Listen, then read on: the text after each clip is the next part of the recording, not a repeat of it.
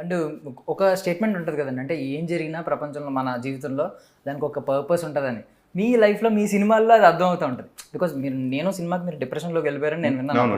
But ఆ cinema చూసి ఎంతమంది క్యారెక్టర్స్ ఇచ్చారో, అబ్బా నరేష్ ఇంత గొప్ప నటుడు అని ఈవెన్ మీ నాన్నగారు కూడా అన్న మాట. అవునండి, గాల్సీను క్యారెక్టర్ అక్కడి నుంచి వచ్చిందండి. ఎందుకంటే నాకు బాగా గుర్తుంది, క్రిష్ చెప్పాడు, మచ్చా నేను మయూరిలో చూశాను నేను సినిమా, నాకు నచ్చాడు, నువ్వు చూసిన తర్వాత నేను ఆ రోజే నువ్వు ఫిక్స్ అయిపోయాను, నువ్వు నా గాల్సీ నేను ఫిక్స్ అయిపోయానని అని అన్నారు. దాని తర్వాత మహర్షి ఎప్పుడు నేను అడిగా ఊరికి ఒక్కరోజు మన వంశీపేటపల్లి గారిని, సార్ నన్ను ఎలాగ అనుకున్నారు అంటే, నేను కామెడీ క్యారెక్టర్ అనుకున్నాను, మీరు సీరియస్ క్యారెక్టర్ చెప్తున్నారు, బస్ దాంట్లో ఎమోషన్స్ అన్ని హై ఆన్ ఎమోషన్స్ ఉన్నాయి, నన్ను ఎలాగ అనుకున్నాను అంటే, ఇది లైక్ లేదంటే నాకు మీ సినిమా నేను థియేటర్లో చూసాను, నాకు బాగా నచ్చిన సినిమా అండి.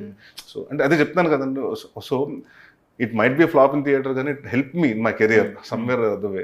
అది టెలివిజన్లో చూసినప్పుడో లేకపోతే ఇంకొకరు ఎక్కడ చూసారో చూడండి. ఇప్పుడు నేను ఇద్దరు పిలిచి నాకు ఒకటే అంటే ఇవ్వటానికి కారణం ఏంటంటే ఒక సినిమా, అది flop cinema. So it's nothing అండి. సో ఇట్స్ లైక్ సినిమా మంచి సినిమా అండి. ఆ పాయింట్ ఆఫ్ టైంలో it was like it was wrong time release, elections అప్పుడు రిలీజ్ చేసాం and we couldn't promote that film much అప్పుడు.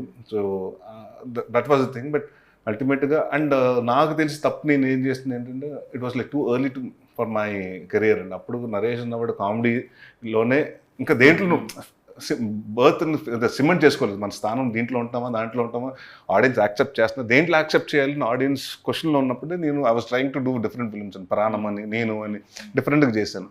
విచ్ ఇప్పుడు నాకు చాలాసార్లు అనిపిస్తుంది ఏంటంటే, నేను 2012 తర్వాత లేకపోతే కొన్ని ఆ సినిమా ఒకటి, డేంజర్ ఒకటి, ఎంఎంఎస్ తెలియని రోజుల ముందే చేస్తాం, ఇప్పుడు కాదు ఒక 3-4 years తర్వాత చేయాల్సిన సినిమా అని అనిపించిన సందర్భాలు ఉన్నాయండి.